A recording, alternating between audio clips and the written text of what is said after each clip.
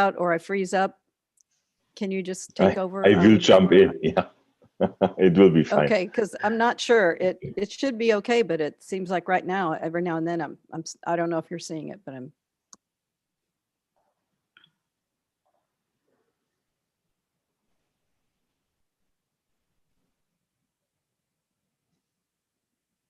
Hello and welcome to this session on current activities and future direction of the Campbell Disability Coordinating Group. We will just wait 1 to 2 minutes to allow everyone to join the webinar. Thank you.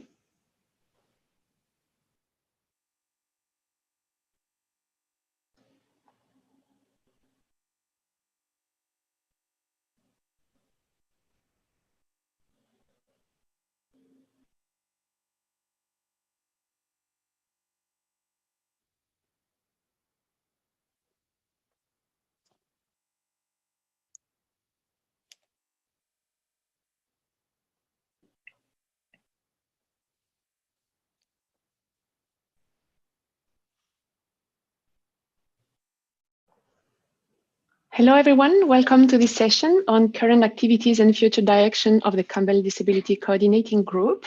Let me introduce you to Joanne Starks and Oliver Wendt, co-chair of the group. Over to you now. Thank you. Thank you very much, Audrey. And welcome, everyone, as we talk about some of the exciting things we've been doing in the Disability Coordinating Group. And we will be sharing several results of systematic reviews conducted through the Disability Coordinating Group. And let's go ahead and Oliver, go to the next slide.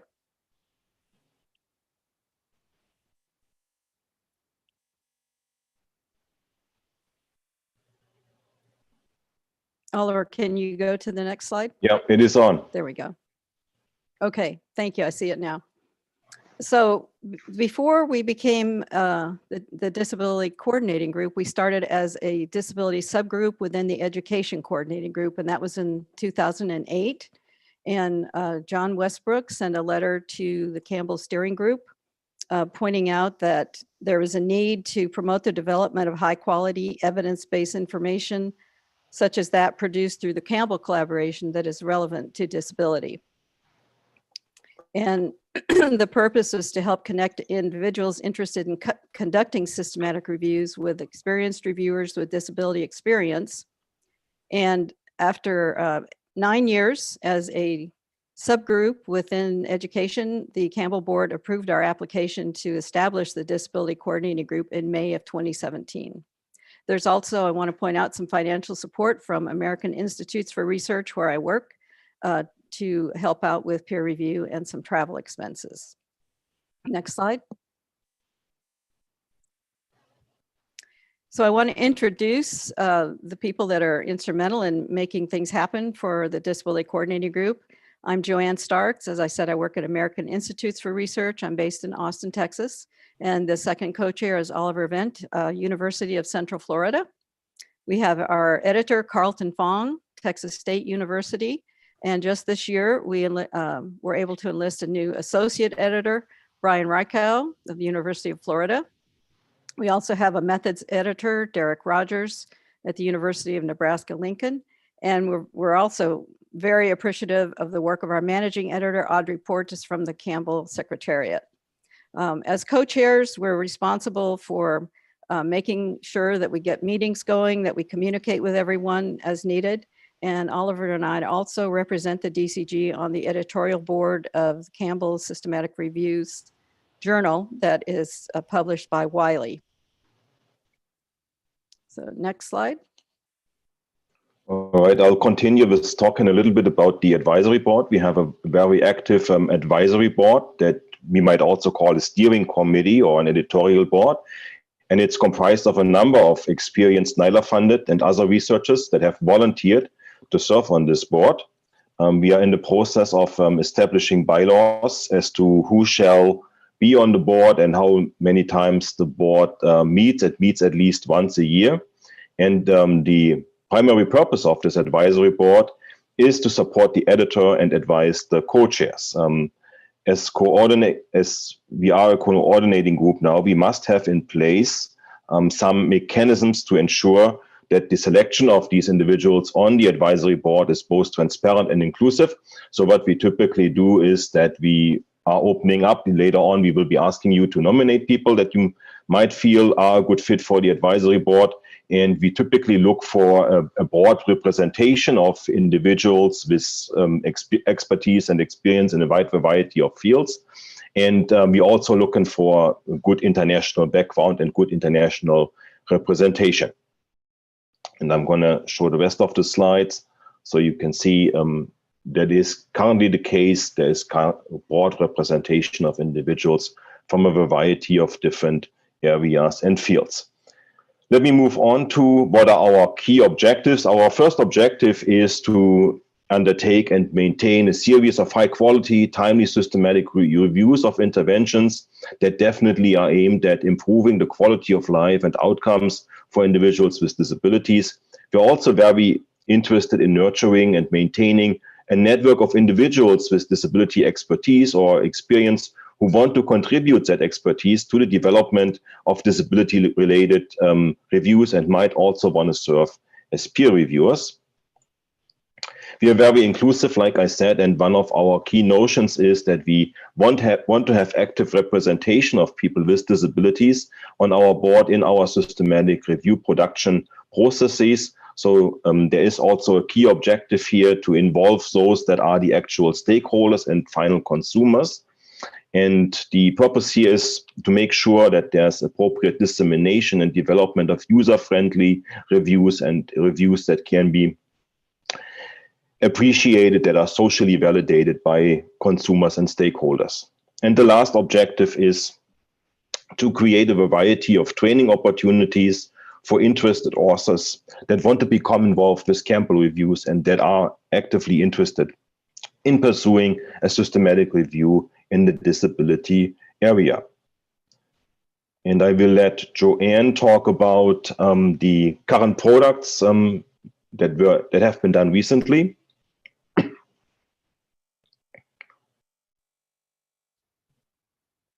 Joanne, you wanted to give an update on these reviews.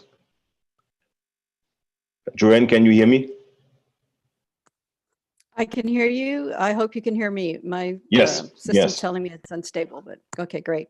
Well, some of the products that we've had in the past year, these have been approved and published. We've got 5 new titles for systematic reviews, 2 titles for evidence and gap maps, 2 protocols for systematic reviews, and 3 completed reviews. And that was during last year. And in total for the group right now, we have 11 titles for systematic reviews that are underway, 3 titles for evidence and gap maps, 2 protocols for systematic reviews, 1 more protocol for an evidence and gap map, and then the 3 reviews that we've already mentioned.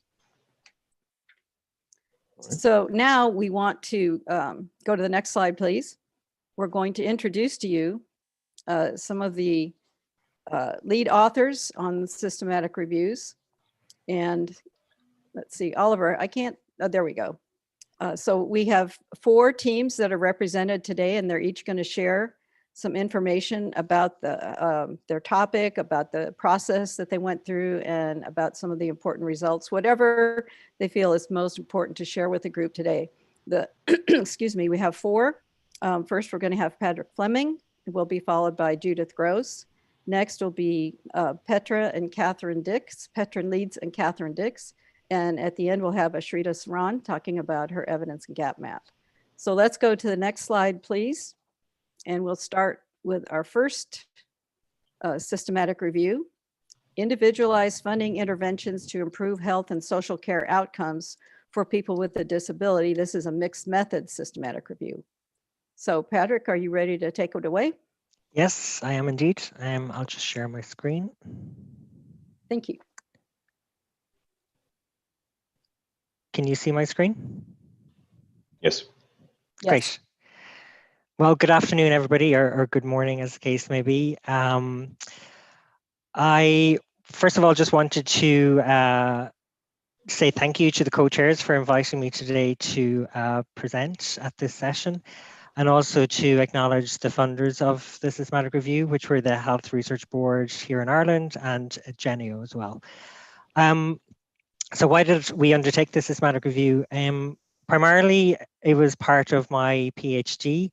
So one of the main things that I was looking at my PhD was assessing the acceptability and feasibility of individualized funding within the Irish context.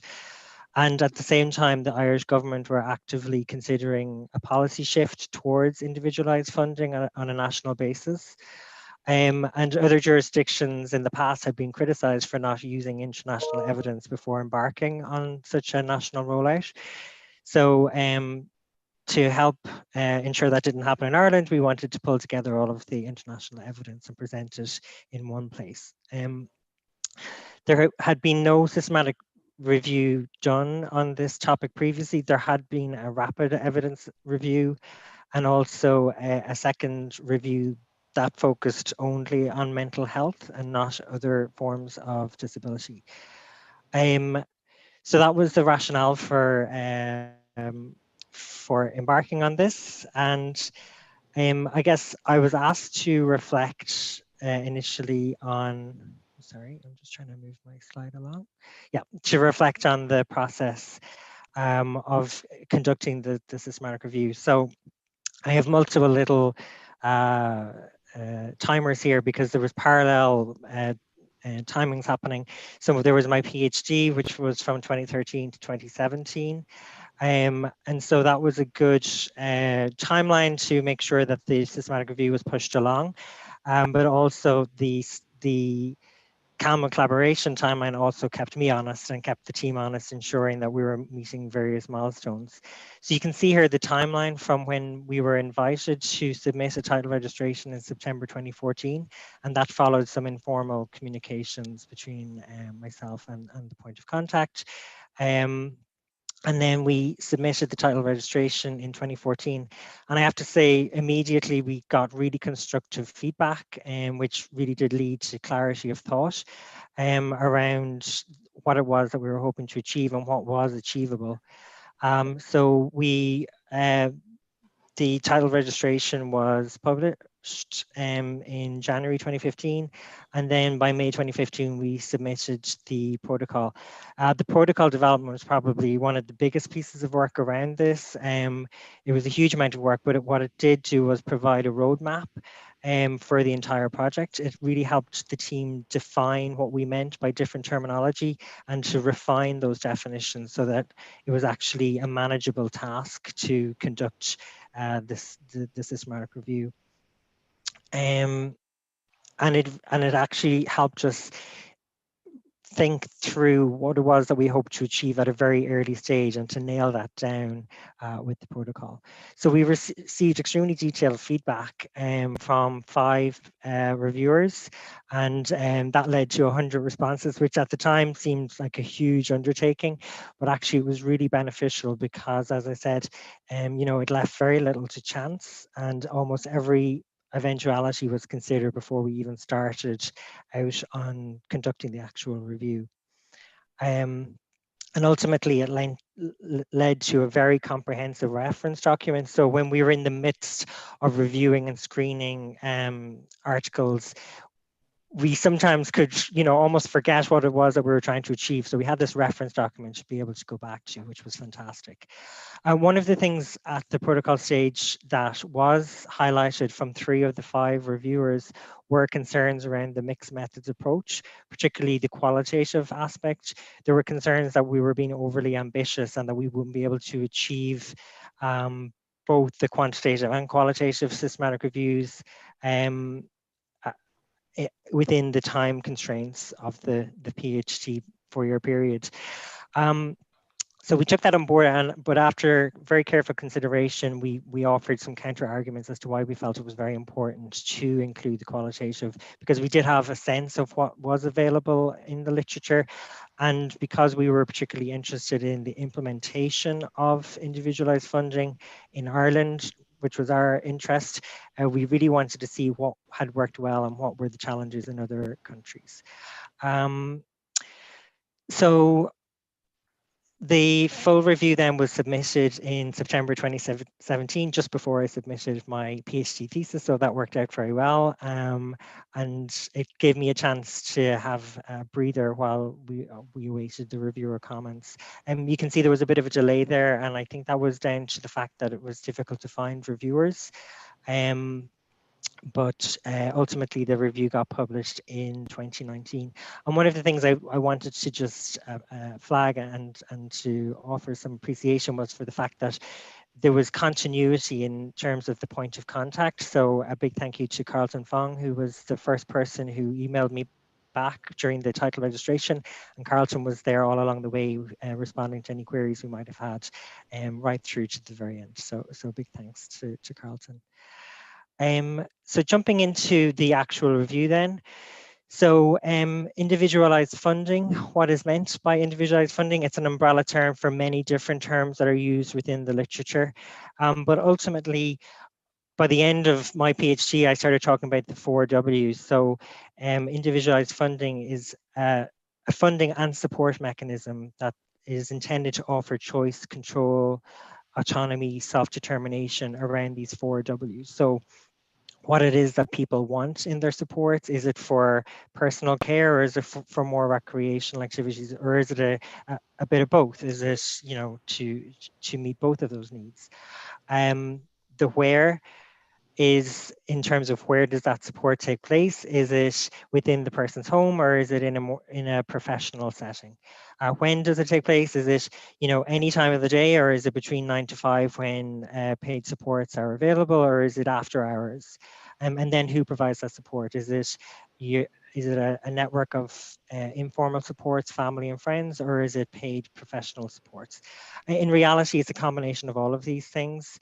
And the idea is that people are able to choose what best meets their needs and the best meets their life. And there are different methods. There's more autonomous methods of individualized funding, such as direct payments, and then supported methods such as brokerage support models. That's a very quick overview. But ultimately, the systematic review wants to look at 2 things. 2 key objectives was to see, well, does individualized funding, is it effective at improving the health and social care outcomes for people with a disability when compared to a control group who are in receipt of traditional services? And then secondly, to look at the qualitative evidence and to synthesize the successes and challenges around implementation, and specifically initial implementation. So this slide, I just wanted to demonstrate all of the different types of terminology that are used to describe individualized funding, and the different colors indicate different jurisdictions. So I'm sure some of you will recognize some of the terms that are there. But what this meant was that actually the search strategy was very broad. And it was intentionally very broad because we wanted to ensure that we didn't miss any of these terminologies that perhaps we weren't aware of or familiar with.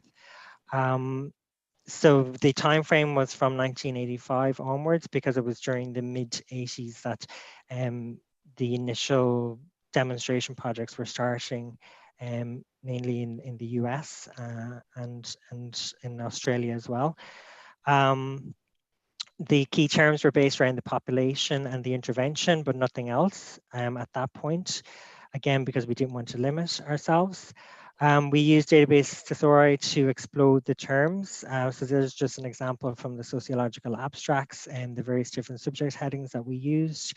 And then we also included free text terms from known terminology from the literature within the search strategy. So one of the things that I wanted to point out was that because we had this intentionally broad research strategy, it ended up being a very time-consuming process.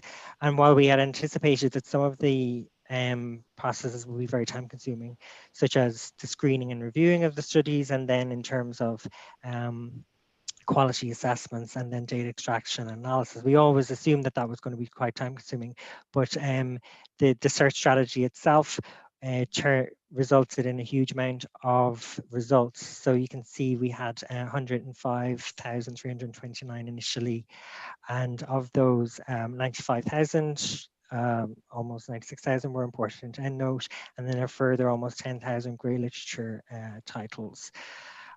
So that seemed quite overwhelming at the time. So what we had to do was come up with what we called a results refinement process, which you can just see in the right-hand box there. And I previously actually presented at the Campbell Collaboration Global Summit in 2016. I presented that refinement process, and we wrote up a supplementary paper that outlines in detail what that looks like, and that's available as part of this systematic review online.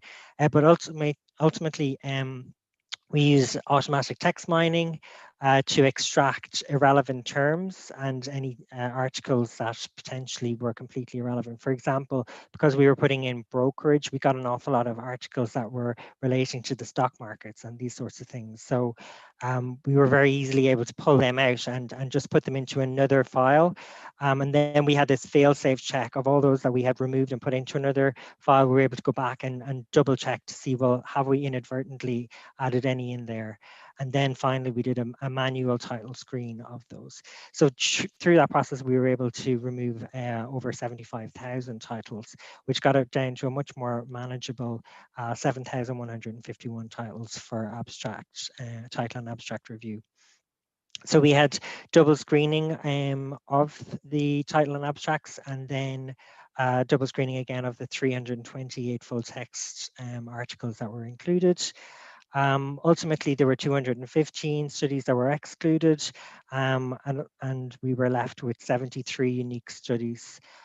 So 7 of those studies had quantitative data, and 69 had qualitative. There were 3 mixed methods that had both quantitative and qualitative. So I'm going to very quickly run through some of the results. You can see there from the map that we had studies from Canada, the USA, various different European countries, Australia, and New Zealand. So there were almost 40 measures reported across the 7 studies in the primary and secondary outcomes that we had listed of interest in the protocol. As I mentioned, the different countries that they came from, and they were all English language studies, and almost 60% had a sample size of over 1,000. The results were mainly positive for those in receipt of individualized funding, and I'll just quickly run through what that looked like. So in terms of our primary outcomes of quality of life, 4 of the 7 studies reported quality of life, and 2 of these studies were showed positive results for those in receipt of individualized funding, while 2 showed no difference between the intervention group and the control group. In terms of client satisfaction, there were 12 different measures used across the 5 studies that looked at client satisfaction, and almost all of these were positive for those in receipt of individualized funding, whereas there was no difference for one of the measures used in one of the studies. So we looked at some secondary outcomes. One of those was physical functioning. Only 1 study reported this, and there was no difference found between the intervention and control group. And we also looked at adverse impacts, and there was different types of adverse impacts that we were looking at. 5 studies looked at these, and there was mixed findings across the sites and across the measures, but again, mainly positive. There was 1 study that indicated that the intervention group were more likely to have unmet needs. Probably the main factor that came out as negative was around cost effectiveness. So 3 studies reported this. 1 study actually had insufficient data to include. So of the 2 that were included, 1 showed mixed results, so either negative or no difference in the different measures that were used, and then 1 showed no difference. And then finally, we looked at other measures such as safety and security and community participation. And 4 studies resulted other measures, 1 positive and 3 showed no difference. So I apologize for flying through that. The detail is all in the systematic review, but I wanted to just give you a sense of the type of data that we were finding. So in terms of the qualitative studies then, there were 69 studies ranging from the early 90s up to 2016. these came from a lot more countries than the quantitative data came from. And I guess, unsurprisingly, the sample sizes were smaller. And we did include one non-English study, which was Dutch. So again, very quickly to just give an overview of the findings, we split them into implementation facilitators and implementation challenges. And these were split between perceived benefits, mechanisms of success. So what were the mechanisms that actually led to these implementation facilitators? And then the perspectives of staff and organizational representatives. So in terms of perceived benefits, there were very many perceived benefits expressed within the literature, particularly from individuals with a disability or their representatives, less so sometimes from professionals or representatives from organizations. And these perceived benefits were consistent across time. So from the early 90s right up to 2016, there was quite consistent findings coming out. So people talked a lot about the flexibility that individualized funding brought, that they were very much needs-led, that people could choose the type and timing of support that they received, and they could choose how the money was used, and that in reality, this led to a lot of benefits in their lives. So continuity of care, continuity in terms of the activities within their life that they were able to participate in. People talked about community integration and improved family life and social opportunities, and a sense of improved self-image. So people talking about feeling less of a burden and focusing more on their abilities and what they brought to society.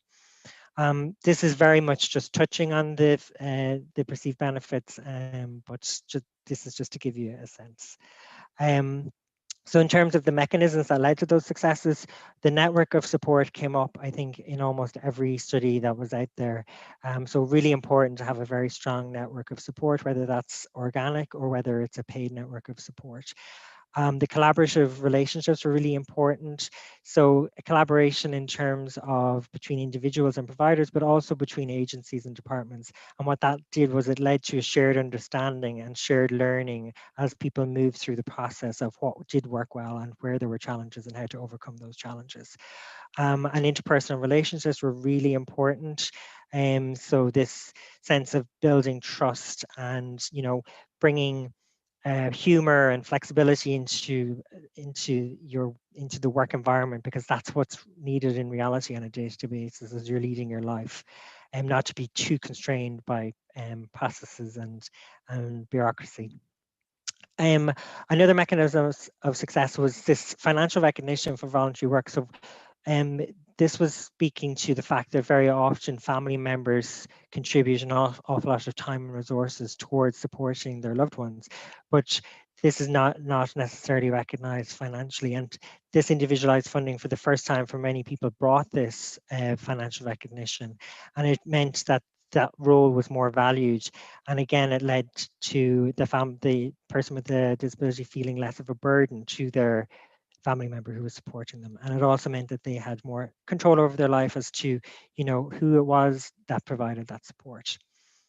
Trust was really important as well, with very many people often recruiting people that they previously knew or that they'd built a trusting relationship with.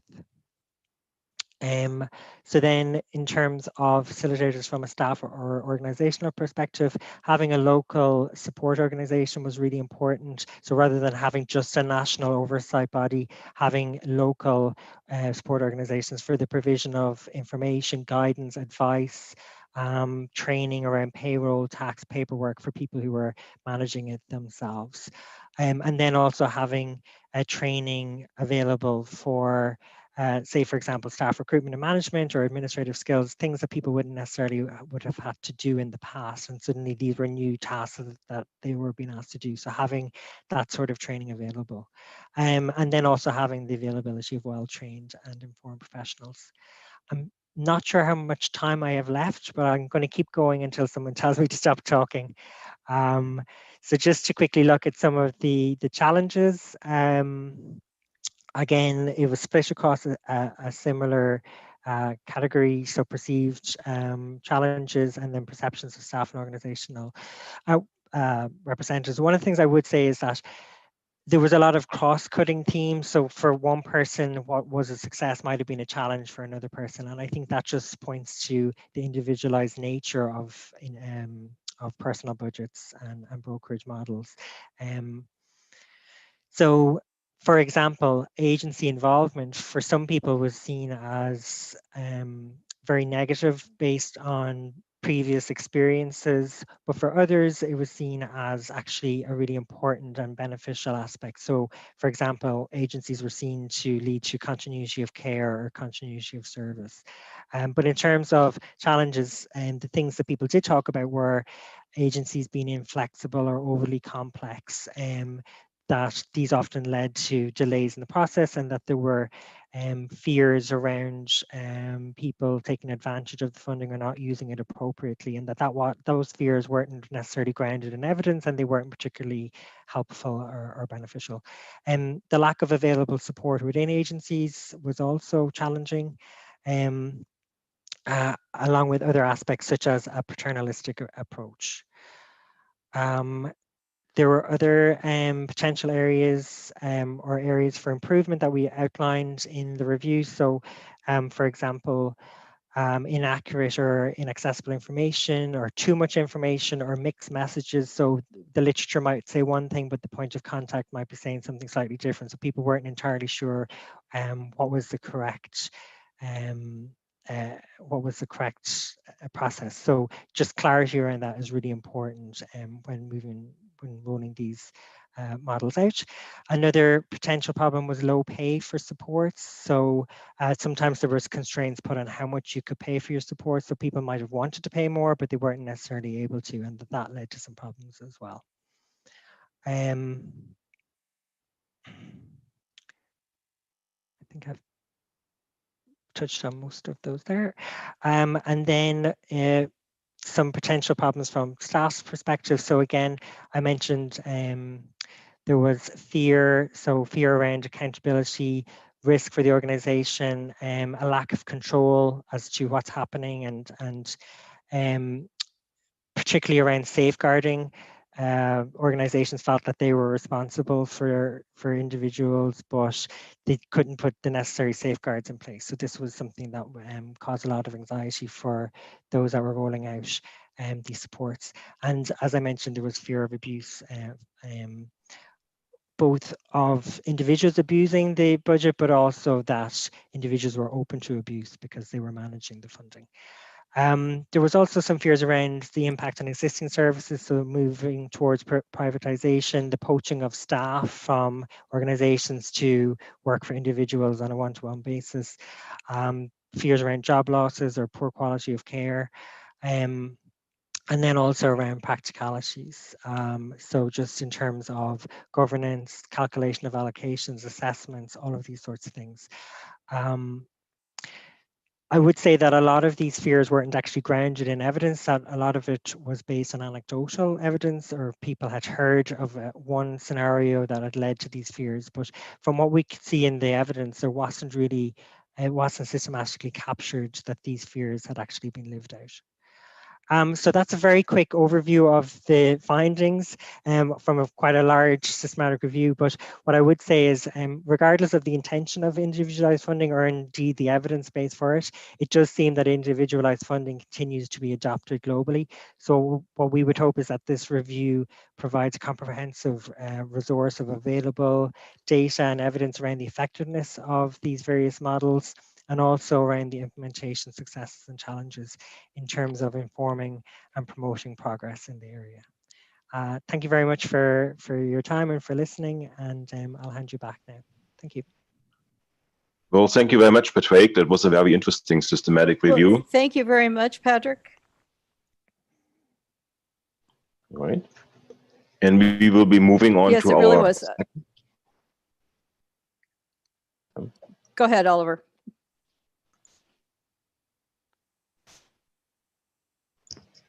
Can you see it, Joanne? Feel free to introduce the speakers. Okay, I'm hoping you all can hear me. Please let me know if you're not, because I am speaking. I wanted to introduce our second team. Again, thanking Patrick for a great overview of your review. Our next presenter will be Judith Gross, talking about multifaceted interventions for supporting community participation among adults with disabilities. Judith, are you ready? Yes, ma'am. Give me 1 second and I'll Great. share my screen.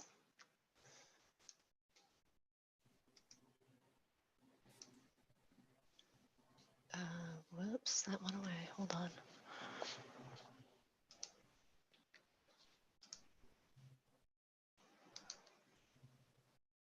Okay, are you seeing it? Yes. Awesome. All right. My name's Judith Gross, and we did a systematic review, multifaceted interventions to improve community participation. And there we go. I'm the director of the Center on Community Living and Careers at the Indiana Institute on Disability and Community at Indiana University. We are our state's UCED, our University Center on Excellence in Disabilities, and the Institute is. And our center, we have 6 centers at the Institute, and my center focuses specifically on areas of employment and community participation for people with disabilities. And we do a lot of work in transition to adulthood.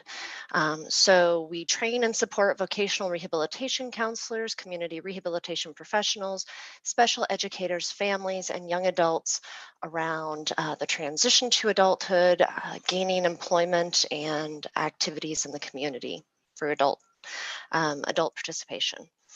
The research I'm about to discuss was actually conducted while I was working at the University of Kansas. As was made evident in the last presentation, these systematic reviews can take a little bit of time to get done and published. And I think mine took about 3 to 4 years as well. The research, as I said, it was done when I worked at the University of Kansas, and I was working at the Research and Training Center on promoting interventions for community living at the time. This is what I'm going to talk about, our research topic and review purpose, partnerships for supporting the research, the results briefly, some implications, and challenges and benefits incurred during this process. So the research topic and review purpose. This topic was originally to determine the effectiveness of multifaceted interventions in promoting community participation outcomes for people with a disability. And it was a part of, it was a research project that was a part of a 5-year grant from the National Institutes on Disability, Independent Living, and Rehabilitation Research. So the Research Center had received this grant, and this literature review was the first step or the first research project in that 5-year grant cycle.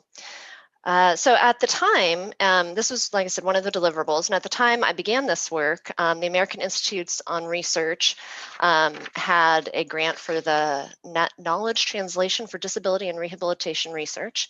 And they had sent out an email talking about their ability to help promote the use of systematic meta-analyses, and had basically inquired if folks were interested in their support. And so I checked in with our PI on the project and decided to inquire and check that out. And in doing so, we ended up with new partners on this project. So the PI agreed to modify the scope of the review to take advantage of the KTDRR support. Originally, the review was just going to be a narrative systematic review of the literature, but with this support, we were able to modify that to be a more rigorous systematic meta-analyses.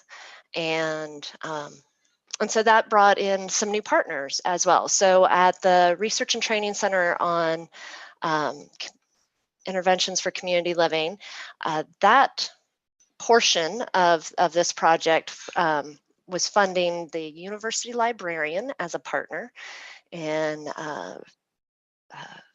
searching the databases and all of that, and helping to do some of the initial coding research, a research assistant, and the funding support that paid for my services there. And AIR, through their grant, helped fund a statistical consultant and a research assistant, and then provided technical support in the write-up process.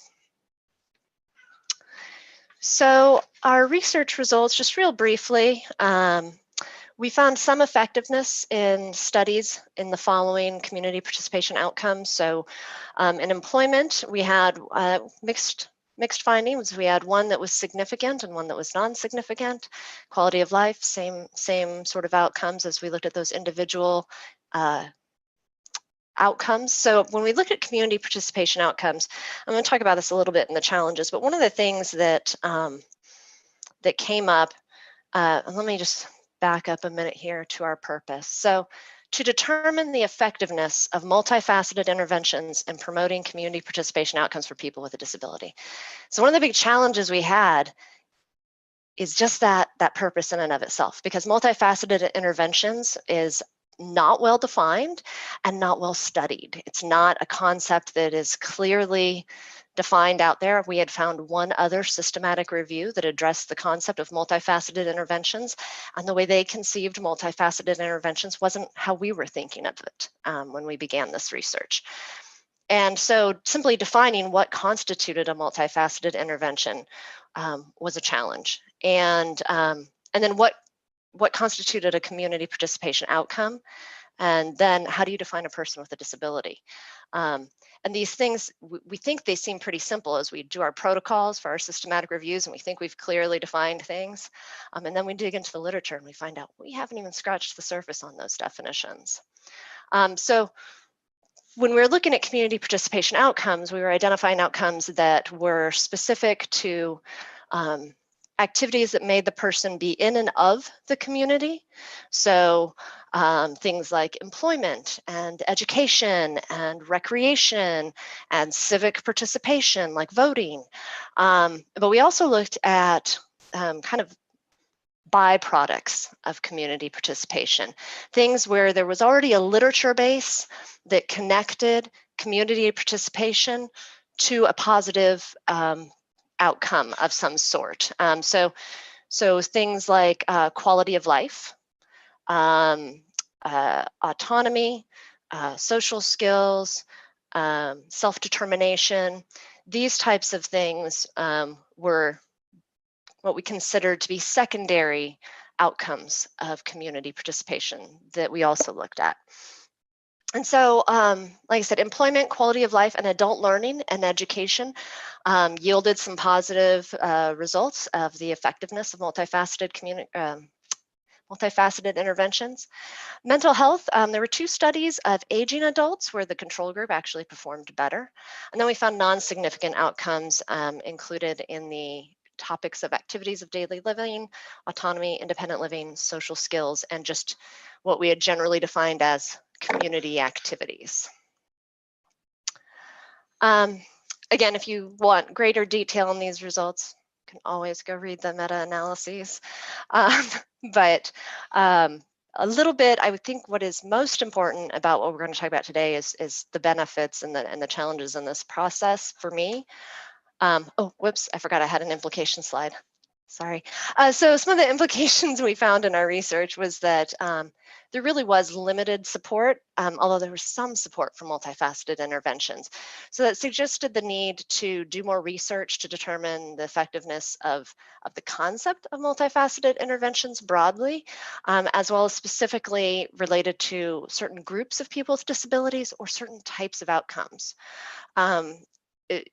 Just anecdotally, I noted that several of the studies that we looked at when there were multifaceted interventions, they were often targeting populations where there was maybe a challenge with executive functioning. So the multifaceted intervention might be one that, for example, for someone who might have a traumatic brain injury, the multifaceted intervention might be something that is focusing on helping them with their organizational challenges or their time management or their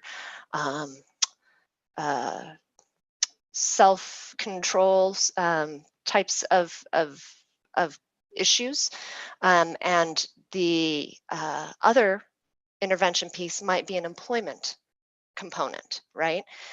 So it might be related to their work in the community. And so a lot of times those multifaceted interventions seem to combine in that way. When we defined multifaceted interventions, we really were looking at, we defined it as being two interventions within different domains, right? So if employment was our research topic area, our research outcome area, if both of the interventions were focused on their employment skills, building their employment skills, we did not consider that a multifaceted intervention. But let's say they had an intervention focused on building social skills and an intervention focused on access to transportation, and they were measuring their ability to get employed and stay employed if those things were in place. We considered that to be a multifaceted intervention, something where the intervention components were within two different domains of their life activities. So that made it very challenging, and that brought some challenges in how we looked at the literature. So knowledge, while we had this great partnership with AIR and supports in the statistical analysis and doing the research, the knowledge of disability varied greatly among our research team members. Myself being having a doctoral degree in areas of disability, I had a librarian who had limited disability knowledge except previous work she had done with our center. I had a young adult who he himself had a disability, and I had hired as a research assistant through Project Search. I also had a research assistant through AIR with limited knowledge of disability and a statistical consultant with limited knowledge of disability. So I found that we've spent a lot of time really talking about what these terms meant, what did it mean to have a disability. And you think you've got that, and then you dip into the literature and you find that everything you think you've clearly defined is kind of being thrown out the window because of the way the world has defined these things. And we were dealing with articles where they were doing Social Security definitions of disability versus other more medical definitions of disability. And we really had to think about what the range of disability meant and which types of disabilities we needed to exclude from our research. And so we really narrowed our focus to target populations that were within the target group for our research center on promoting community interventions. So they had an identified, while it was a cross-disability group, they had an identified target group, and we tried to limit the research to disabilities that would fall into the group that this organization would have typically served. And so that meant leaving out what were primarily medical diagnoses of medical conditions of disability. So maybe someone had a stroke, and there was a whole article about interventions with stroke people who'd experienced strokes, but there was no clarity in the description about how that impacted their daily functioning, right? There was no clear description of how that impacted disability. Things like diabetes or obesity or hoarding were listed as disabilities, and we had to really think about whether or not that fell into our definition of disability. And so that took a lot of time and thinking about, what constituted a community participation outcome. And the interventions, we had a criteria that they had to be done in a community-based setting. Well, what did that actually mean when we said community-based setting? Did we count settings that were maybe in hospital-based settings where they had fabricated an environment to do their study? So it became complex, and we found that there was just a lot of the consensus building, and the coding process was extremely iterative. And because of the complexity of these definitions and trying to really suss out what constituted community participation outcomes, what was multifaceted, we found that all decisions were made in partnership, right? So there was never one person who said, I'm excluding, I did this review of like 500 articles and we're kicking them all out the door. Like, we literally discussed everything because the defining was just so complex. Other things that were challenging, my lack of statistical knowledge regarding meta-analyses made me uncomfortable. Clearly my issue, but it made it difficult for me because I never knew exactly what was being done, and I really had to trust my partners from AIR, and they were fabulous to work with. And then just the write-up, the manuscript process, the entire research process is really quite lengthy. Other things I just wanted to note benefits. While there were challenges to having such a diverse research team, there were also benefits. The very specialized knowledge meant that there were clear distribution of responsibilities and deep knowledge in those areas. So, we had a librarian who was very good at database searches, understood all the different terms and which ones you used where and why. And I never could have gone that deep into the databases.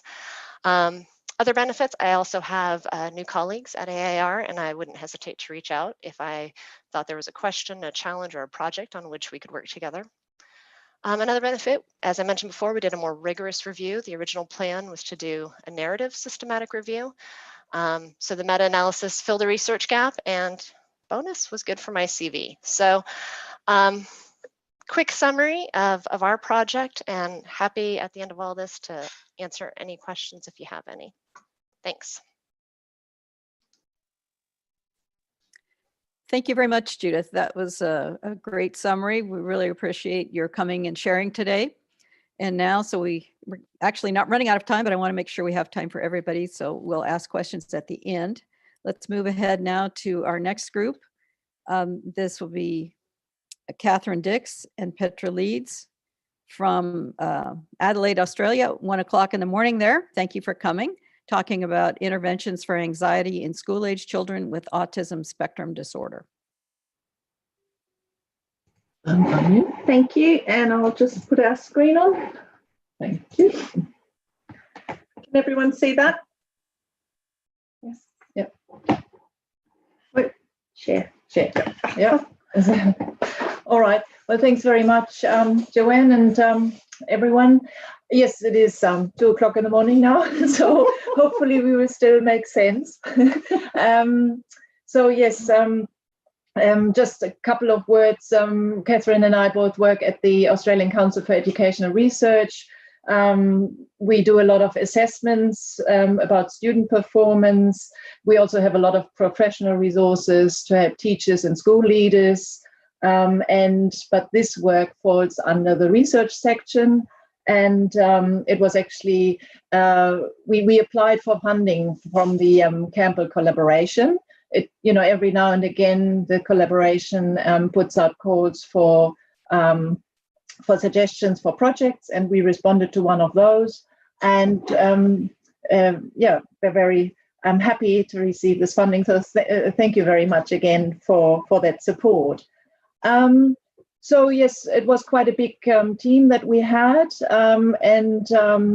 there are also some researchers from other universities, but the main people working on it were from ACR. Now, just a quick overview, what we're going to talk about. So it's a bit of the background in terms of the central concepts. Why did we do this?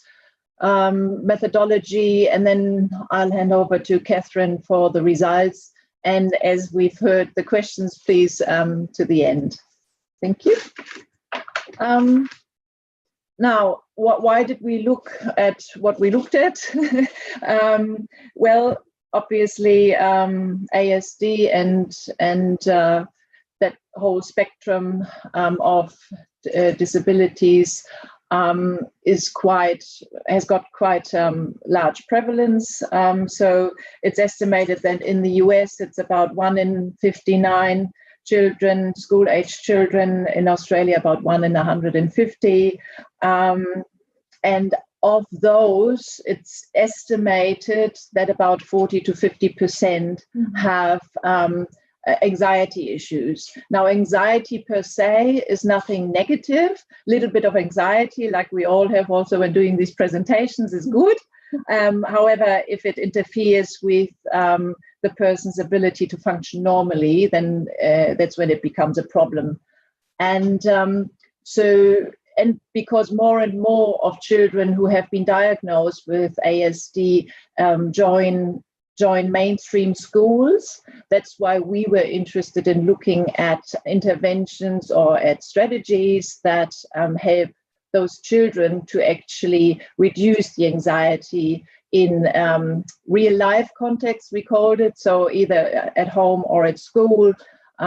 So we excluded any purely pharmacological interventions because we wanted to focus on things that could be done without drugs, basically.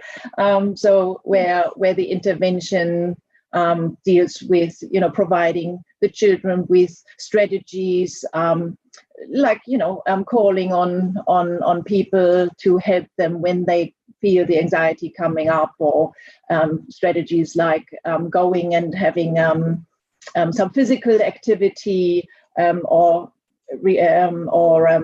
go back to a safe place or something, listen to some relaxing music. So we were looking at those sorts of strategies.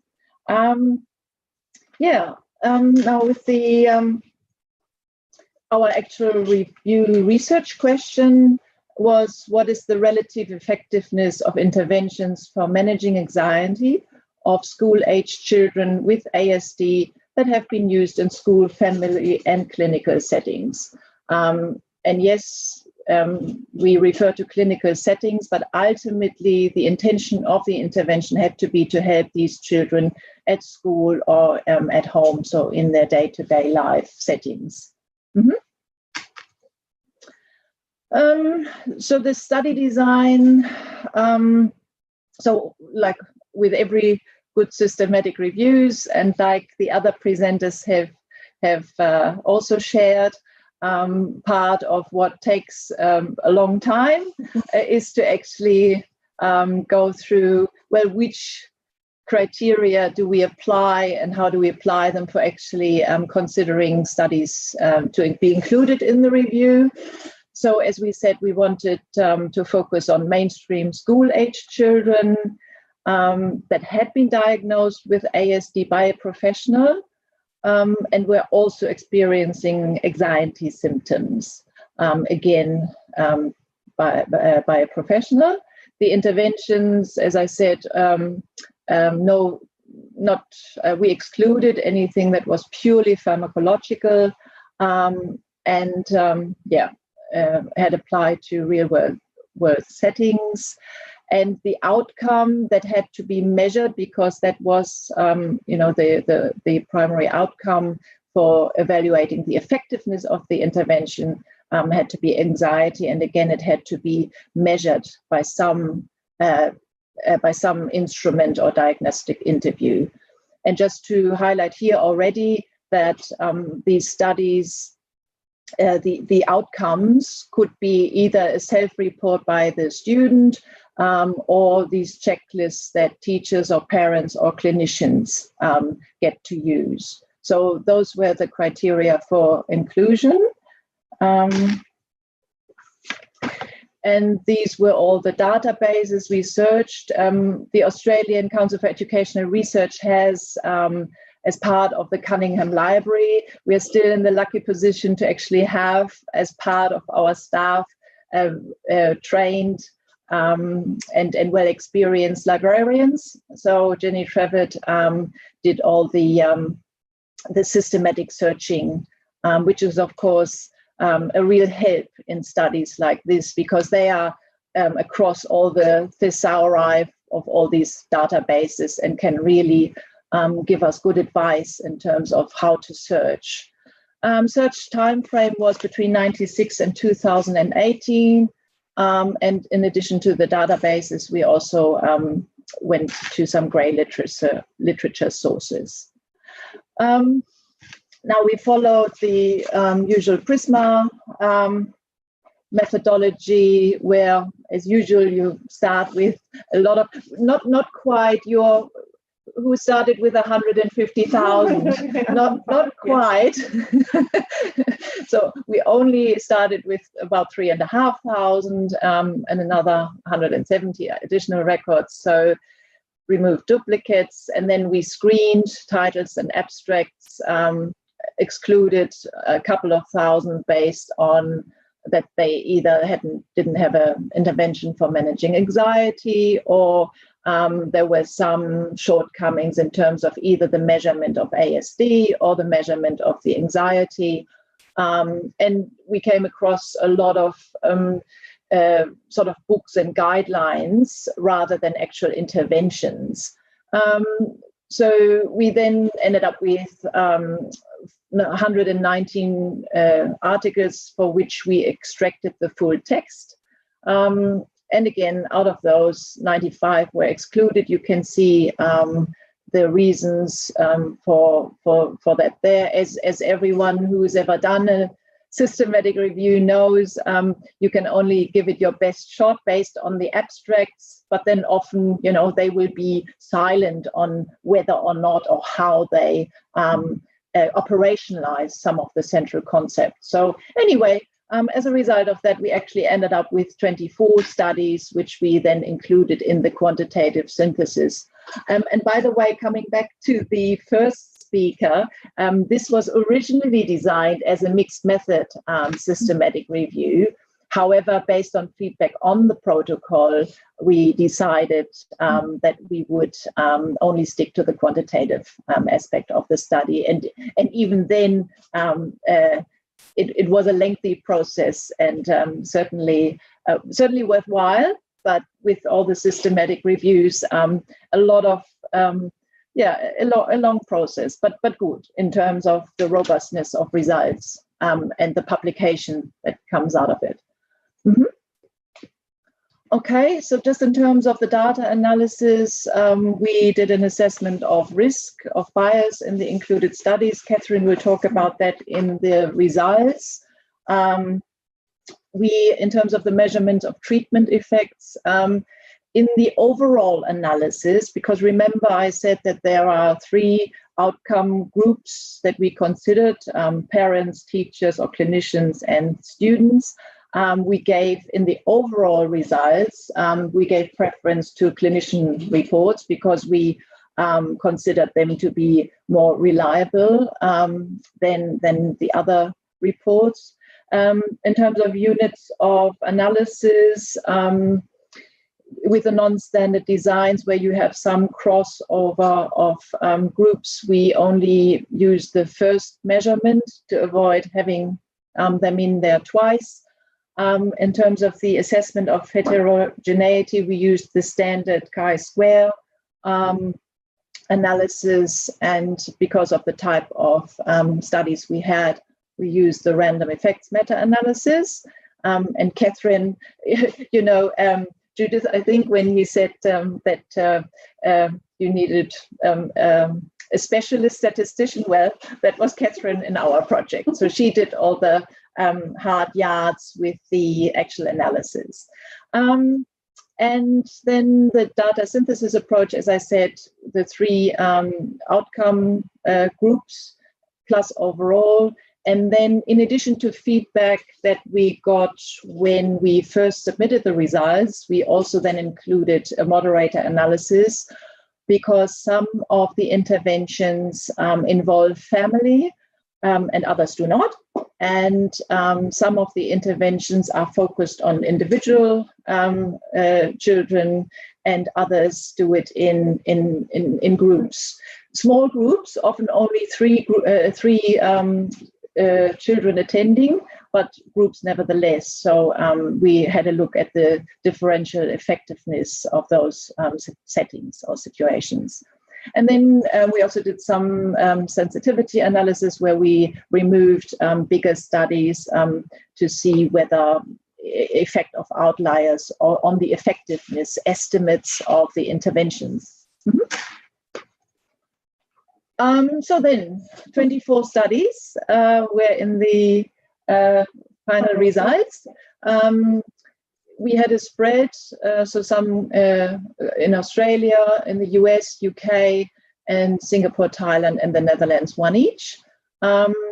Most studies had a randomized waitlist control design, and 6 of the studies were classified as quasi-experimental designs, so not as robust, but still meeting the criteria for inclusion.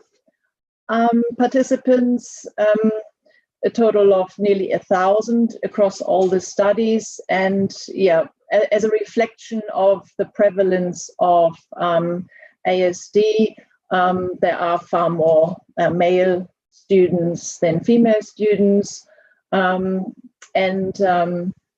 yeah, as I said before, school age, so 6 to 16, that was sometimes a little bit of an issue because the intervention actually went down to lower than that and higher than that age, but we tried to focus as much as possible on that age.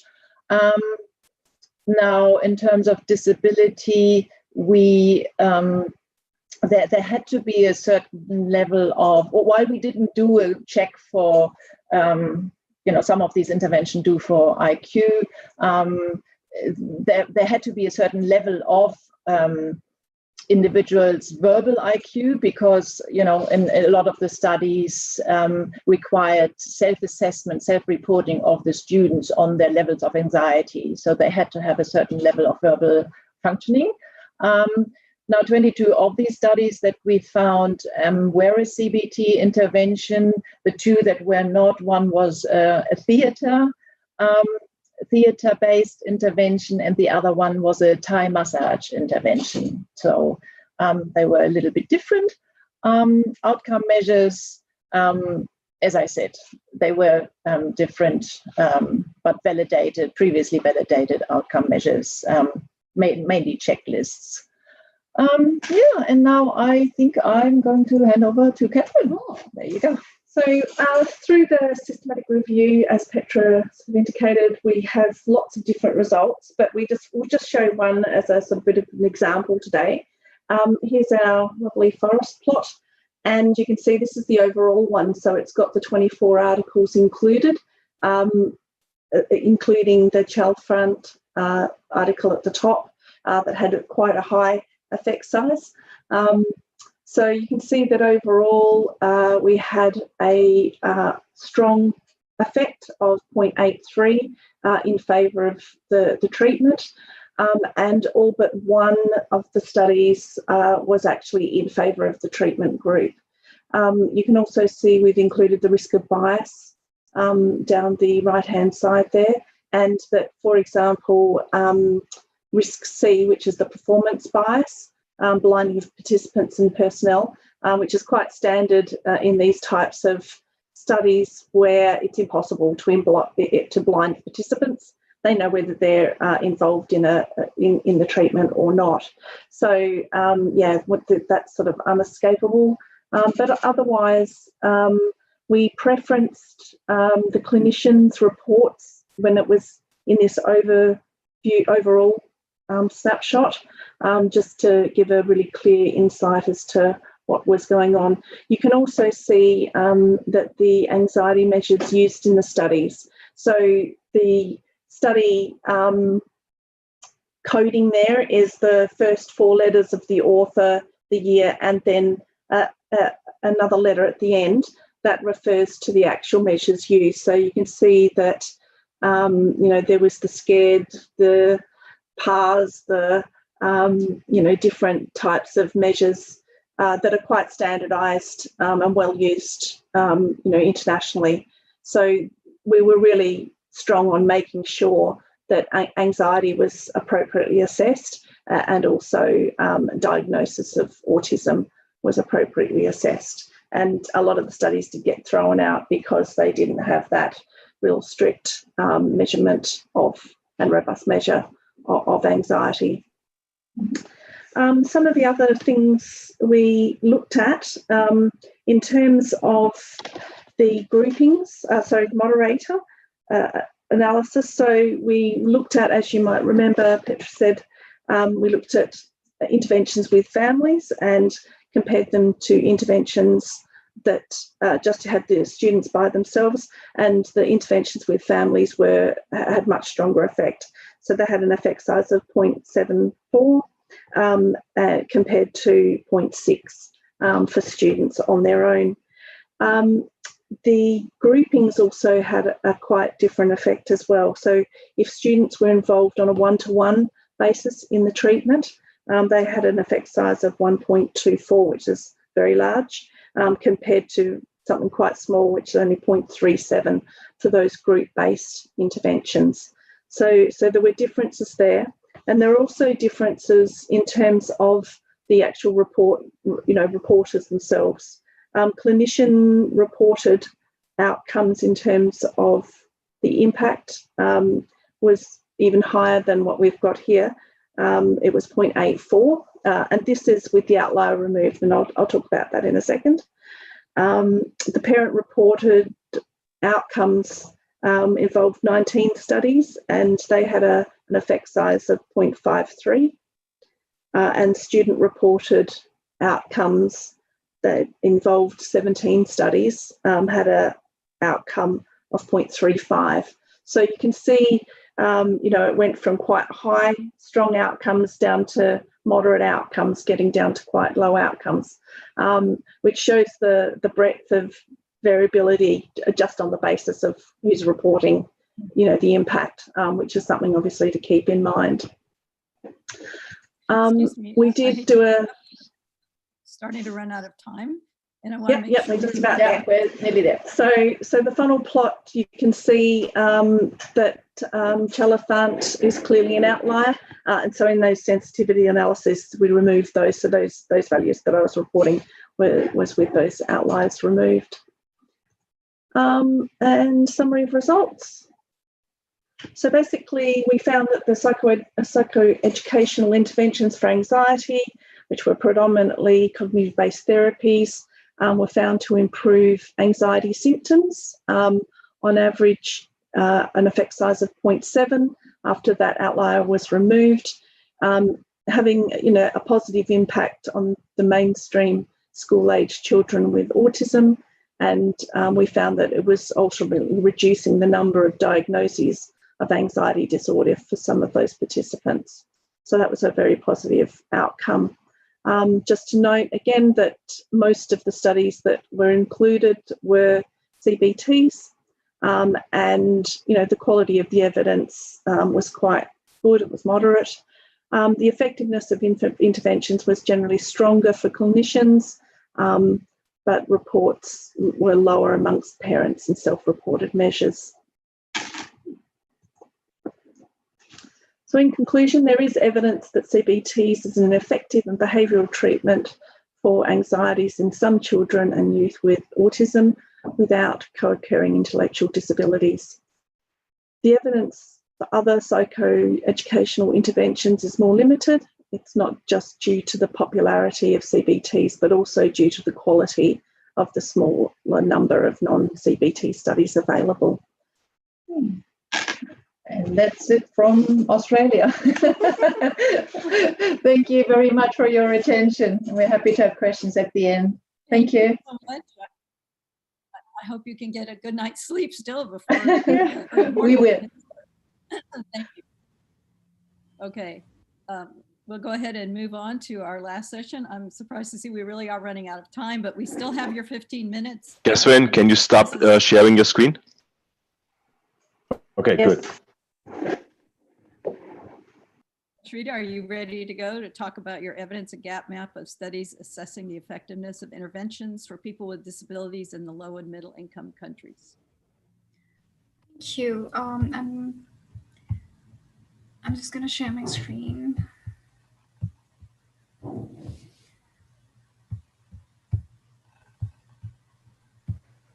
I hope my screen is visible to everyone.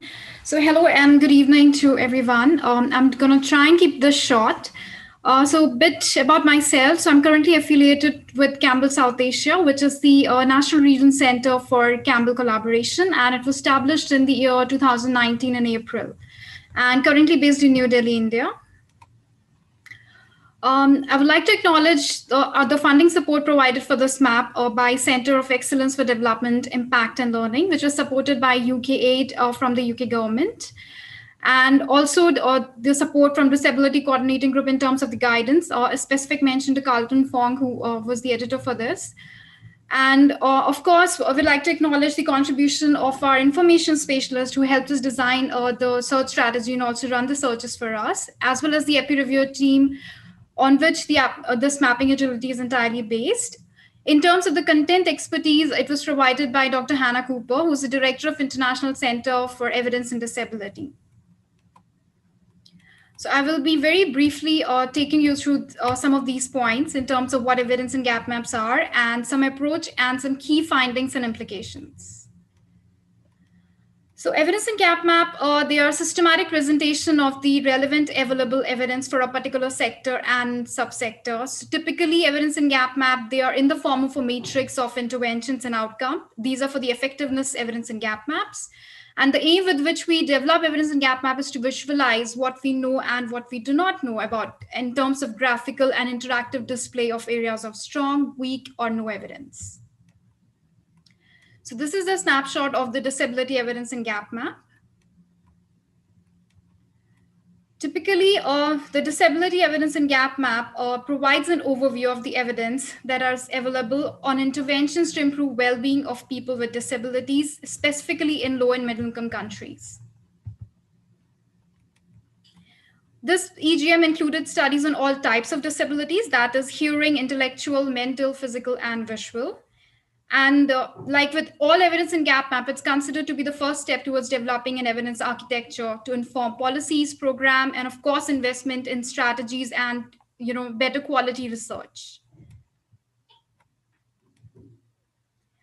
Like I mentioned before, evidence and gap maps, they are based in the form of a matrix. So for this evidence and gap map, the matrix was based on the community-based rehabilitation matrix, which is basically a multi-sectoral bottom-up strategy that operates at community level and is designed to meet the basic needs of people with disabilities. The reason for choosing a community-based rehabilitation matrix is obviously because it is widely known and is universally used, but also importantly because it advocates on the inclusive development for people with disabilities. And basically in the form of a twin track approach wherein we are providing the needs of the people with disabilities in terms of reducing poverty, enabling access to health and education, but more importantly in trying to provide them right-based approach and reducing exclusion within the society and the community. So based on that, we developed our interventions and outcome main categories, which was entirely based on community-based matrix and included health, education, livelihood, social empowerment as their main categories.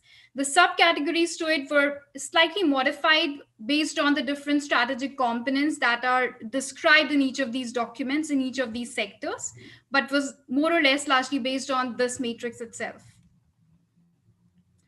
So this is basically the snapshot of the disability evidence and gap map. Like I mentioned, the rows of evidence and gap map, they are formed by interventions. The columns, they are described by outcomes. Importantly, the different bubbles that you see here corresponds both to the type and the quality of the evidence. And when you look at an evidence and gap map in an aggregate view, what you actually are looking at is basically the areas of evidence concentration, like I showed you and highlighted here in green. And what you're also looking at here is the areas of evident gaps. So the area of evident gap for this particular gap map and the area which is highlighted here is basically in the livelihood component. And the areas that I've highlighted for concentration is mostly concentrated in the areas of health. Also, as soon as you hover over the bubble on the interactive version of the map that is online, you're able to see the number of studies that corresponds to that cell or that intersection of interventions and outcome. And if you click on the bubbles, what you're also going to be able to see is to go to the read and the user summaries for those studies that have been created by the authors of that study. What you can also read here is the link to the main source of the study. Now, apart from the primary dimension of the map, which corresponds from the interventions and outcome. And evidence and gap map will also show you some secondary dimensions, which are called as the filters for that map. So for this particular map, we had different filters in the form of population, in the form of countries, in the form of region, which may be applied to the map to show only the evidence that is relevant to those filters. Now that was all about a brief, what exactly is disability evidence and gap map. Now, where exactly did the motivation came from? As per the statistics by WHO, 15% of the world's population have some form of disability, and 80% of them live in low and middle income countries.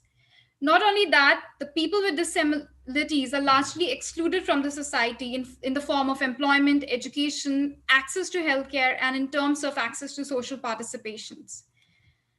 As per the World Bank's estimates in the year 2004, it was estimated that the global GDP loss due to disability can be somewhere around USD 1.7 trillion to 2.23 trillion annually for that year.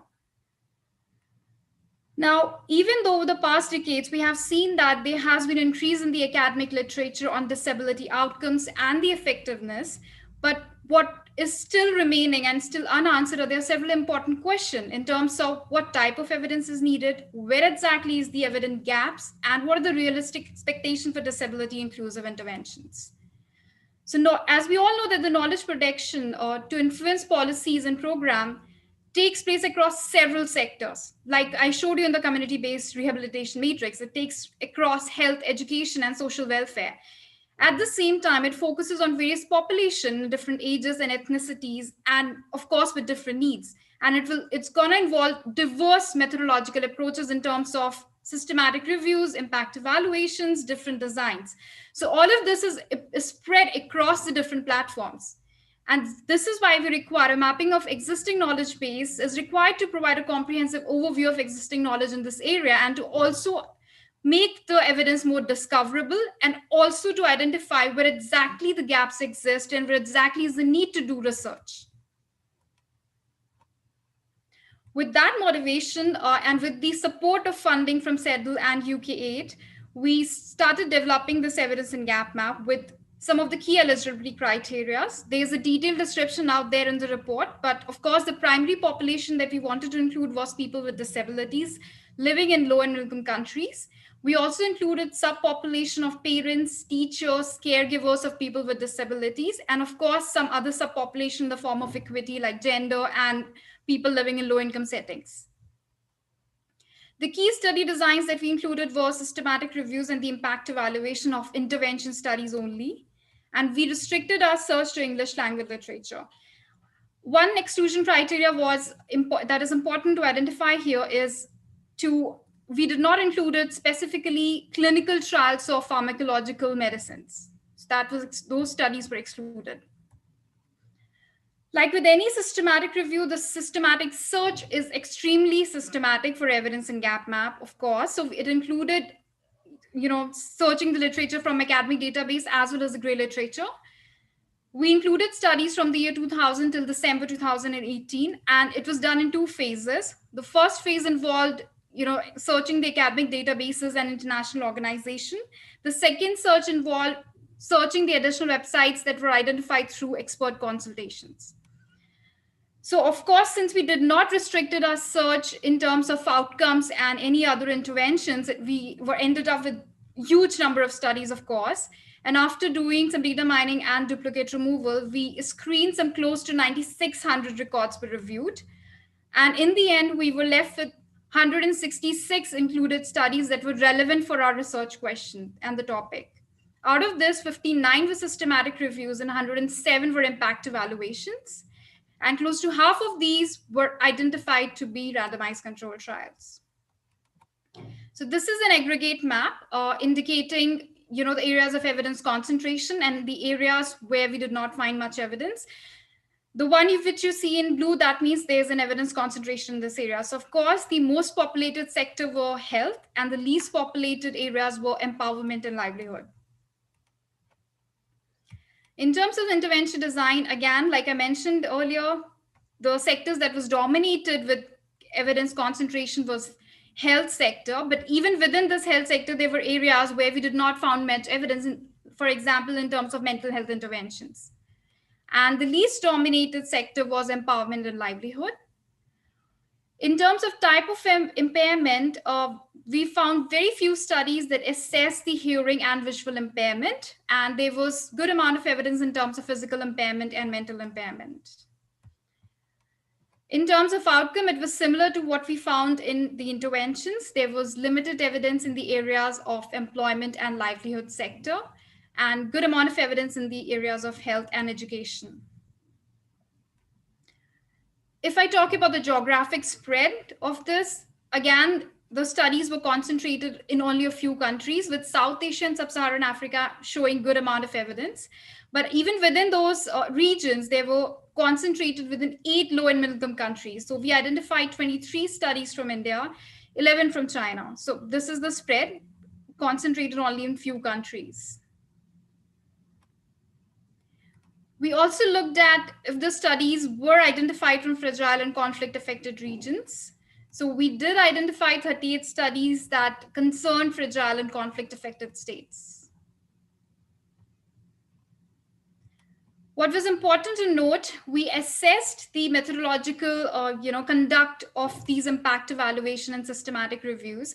For systematic reviews, we used AMSTAR 2 checklist to assess the quality rating and the confidence rating. And for impact evaluation, we used approaches that was based on risk of bias assessment. So this tool was validated by experts, and we also pilot tested this tool before applying it to the impact evaluations. So what we found is that there was key methodological limitations in impact evaluations conducted, though most of these were RCTs, like I mentioned before, half of these were RCTs, but there was clear, methodological conduct issue over in the impact evaluations. And the similar picture was identified for systematic reviews. There were, good amount of systematic reviews that had methodological limitations. So some of the key problems and challenges that we identified as a result of the findings of this map was that, of course, half of the impact evaluations and systematic reviews were on health. So we need more systematic reviews and impact evaluation on the other sectors. Studies were limited to only a few countries. So there are fewer studies from some of the key countries and key regions. So we need more evidence from those areas. There were clear methodological limitations, both in terms of impact evaluations as well as systematic reviews. And of course, we identified gaps in measuring interventions for vulnerable populations. So by vulnerable population, I mean population, people living from low-income countries or people from low-income families. And of course, gender-related issues, we identified that as well. So these were some of the evident gaps in terms of, we did not find much evidence from livelihood intervention and impact of these livelihood interventions on empowerment and social related outcomes. This was a key gap that we identified. Evidence was also lacking in studies from educational outcomes related studies. There was absence of high confidence studies in the field overall. There were geographic gaps, like I mentioned, from low income countries and even from some of the major countries, we did not find much. Limited studies were identified, in terms of type of impairment, specifically from visual and hearing impairment related studies. And of course, like I mentioned, there were equity gaps in terms of studies. Very limited studies were identified from low-income countries and and people belonging to low-income minorities as well.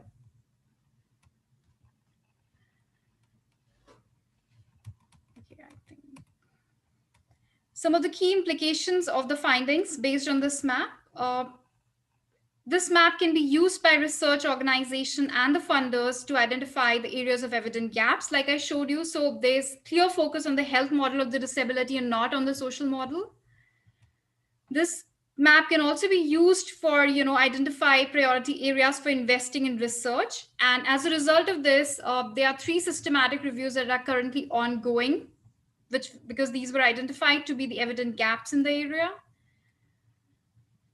This evidence and gap map can, of course, be used to identify and invest in better quality research. Like I showed you before, consideration needs to be given to improve methodological conduct of systematic reviews in terms of reporting, as well as in terms of setting inclusion criteria or scope. And of course, there's a need to adhere to the standard guidelines set, such as PRISMA, for doing these kinds of studies. And of course, this EGM can be an important guide for the policies and program activities that can encourage more strategic and policy-oriented approach to setting future research agenda. In terms of next steps, I would like to mention that there are 3 systematic reviews underway, which are currently funded and supported by Panda Initiative. And these are 3 topic areas on which this systematic reviews are underway. That is education, livelihood, and social inclusion. The title for this is already approved by Disability Coordinating Group, and the protocol is underway.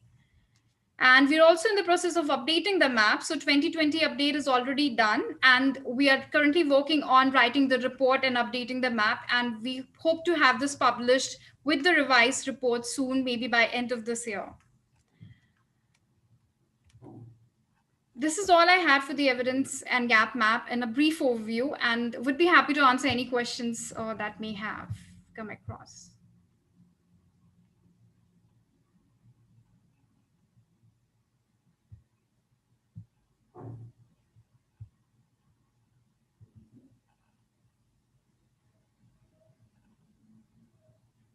Oliver, you're on.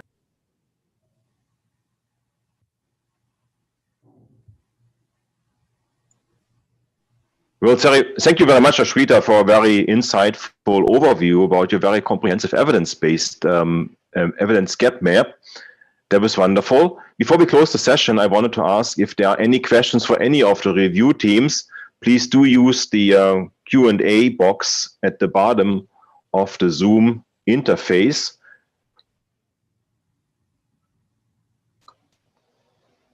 As of right now, I do not see any questions. Joanne or Audrey, are you getting any questions in there?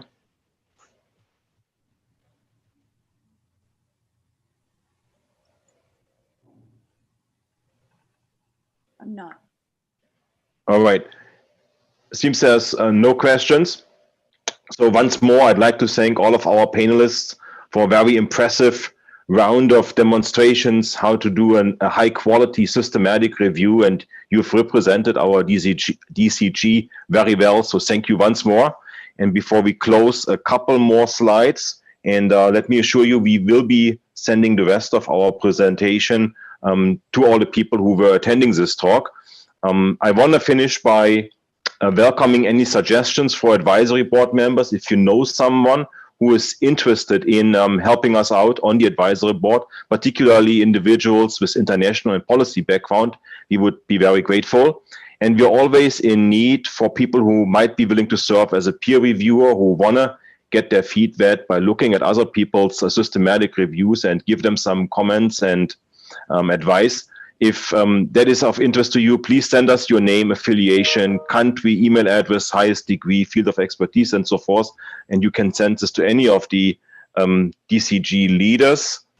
The rest of this slide deck that will be sent around contains a variety of links for further resources where you can find training materials, templates, contact information. And I'm going to leave this slide on so you have the most recent contact information for our leadership team. And like I said, we would love to hear from you. Having said that, thanks again for your interest, for attending the panelists and their presentations. We are most thankful, and by that, I think we can close it. Thank you, everyone. Thanks again to all of our presenters. It was wonderful hearing and seeing your presentations, and we wish you well. Bye-bye. Thank you. Great.